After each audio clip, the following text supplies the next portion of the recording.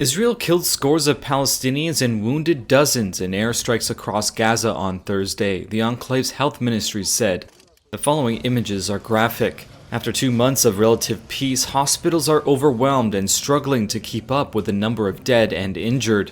After Israel effectively abandoned a ceasefire and resumed an all-out air and ground campaign against Gaza's dominant Palestinian militant group Hamas. Stop this war, stop this extermination. They're exterminating the entire Palestinian people, says Bouthania al-Majeda in the ruins of Han Yunis. Israeli aircraft dropped leaflets on residential neighborhoods, including Bet Lahiya and Bet Hanun, ordering people out. The ceasefire had allowed Huda Junaid and her family to return to their destroyed home and camp out in the ruins. Forced to flee again, they had to seek shelter in a school. We urge U.S. President Donald Trump to stop this war on us and work for reconciliation and peace. We don't want war. We don't want death. Enough. We are fed up. There are no longer children in Gaza. All of our children are dead. All of our relatives are dead. It is unjust.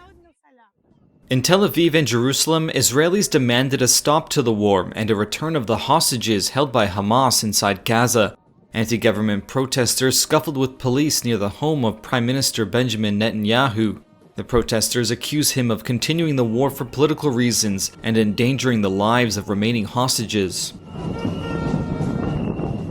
With talks failing to extend the ceasefire, the Israeli military resumed its massive bombing campaign on Tuesday, before sending soldiers in the day after. On Thursday, the Israeli military said it had begun ground operations in the north of the enclave along the coastal route in Bet Lahiya and in Rafah, which abuts the Egyptian border.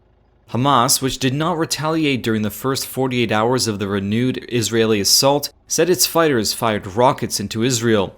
Hamas wants to move to an agreed second phase of the ceasefire, under which Israel would be required to negotiate an end to the war and withdraw its troops.